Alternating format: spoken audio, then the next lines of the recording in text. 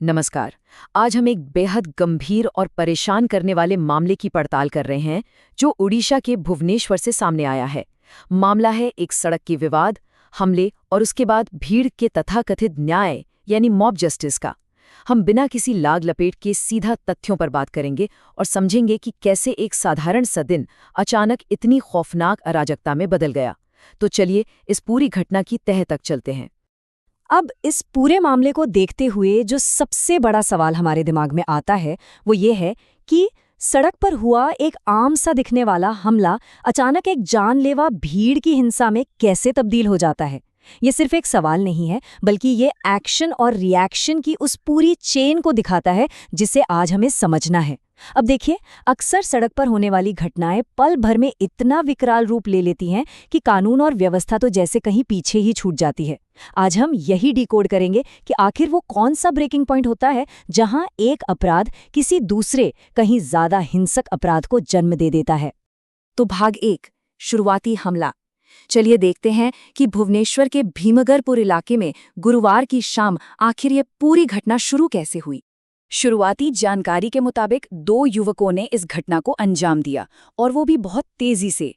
पहला कदम, उन्होंने 2 महिलाओं को अपनी मोटरसाइकिल से जोरदार टक्कर मारी। दूसरा कदम, टक्कर के बाद उन्होंने उन महिलाओं को सड़क पर घसीटा। और फिर तीसरा कदम, वहां से भागने की कोशिश करने से पहले उन्होंने महिलाओं के साथ बुरी तरह मारपीट भी की।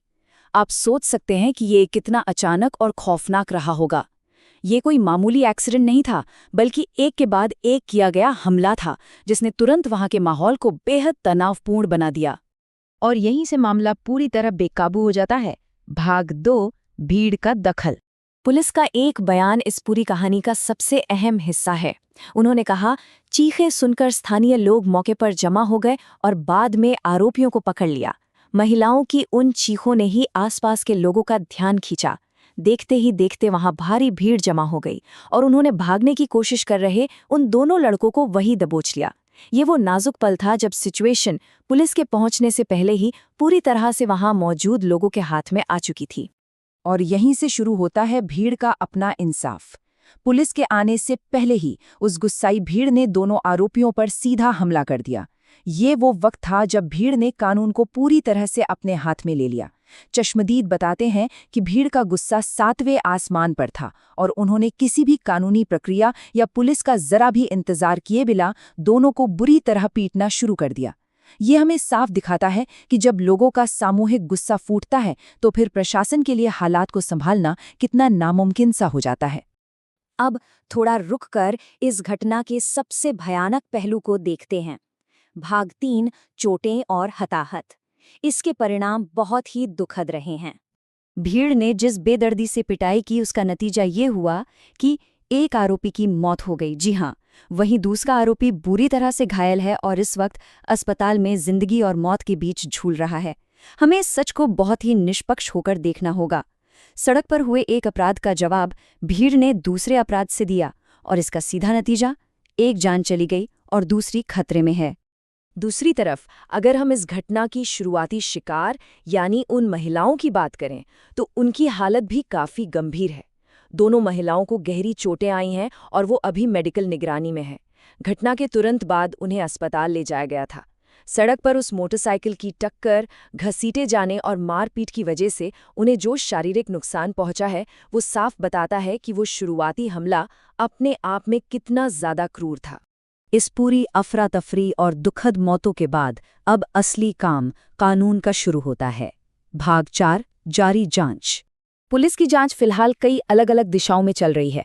पहला, कुछ स्थानीय लोगों ने जबरन चूमने और छेड़छाड़ के दावे किए हैं, लेकिन ध्यान रहे ये दावे अभी तक वेरीफाई नहीं हुए हैं। दूसरा, आखिर उस मोटरसाइकिल वाले हमले के पीछे का असली मकसद क्या था, ये अभी भी पुलिस के लिए एक बड़ी पहेली है। और तीसरा, सबसे हैरान करने वाला एंगल, पुलिस ने पूछताछ के लिए 2 और महिलाओं को भी हिरासत में लिया है। अब इस पूरे मामले में उनका क्या रोल है ये फिलहाल बिल्कुल साफ नहीं है। तो आप समझ रहे हैं ना, ये सिर्फ एक रोड रेज या साधारण सड़क विवाद का मामला नहीं लग रहा। इसके पीछे की कड़ियां कहीं ज्यादा उलझी हुई हैं। हमें ये बात बिल्कुल नहीं भूलनी चाहिए कि हम अभी सिर्फ शुरुआती जानकारी के आधार पर बात कर रहे हैं। पुलिस ने अभी तक ऑफिशियली इस बात की पुष्टि नहीं की है कि असल में घटना का सटीक क्रम क्या था। और ये आम बात है, जब भी ऐसा कोई केओटिक क्राइम सीन होता है तो चश्मदीदों की बातें अक्सर आपस में मेल नहीं खाती। भीड़ की हिंसा वाले मामलों में तो सच तक पहुंचना और भी मुश्किल हो जाता है।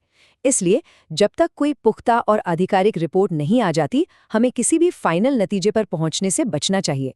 इस पूरी पड़ताल के अंत में हमारे सामने एक बहुत ही गहरा और बेचैन करने वाला सवाल खड़ा होता है। खुद को या अपने समाज को बचाना और एक जानलेवा भीड़ का हिस्सा बन जाना, इन दोनों के बीच की वो बारीक सी लकीर आखिर कहाँ है? ये सवाल इस पूरे मामले के बिल्कुल केंद्र में है। खुद की रक्षा करना एक बात है, लेकिन भीड़ का इस कदर बेकाबू होकर किसी की जान ले लेना बिल्कुल अलग बात है। ये विश्लेषण हमें ये सोचने पर मजबूर करता है कि जब समाज कानून का इंतजार किए बिना सड़क पर खुद इंसाफ करने निकल पड़ता है, तो उसके कितने भयानक और अनचाहे अंजाम हो सकते हैं। इस पड़ताल में हमारे साथ जुड़ने के लिए आपका बहुत बहुत शुक्रिया।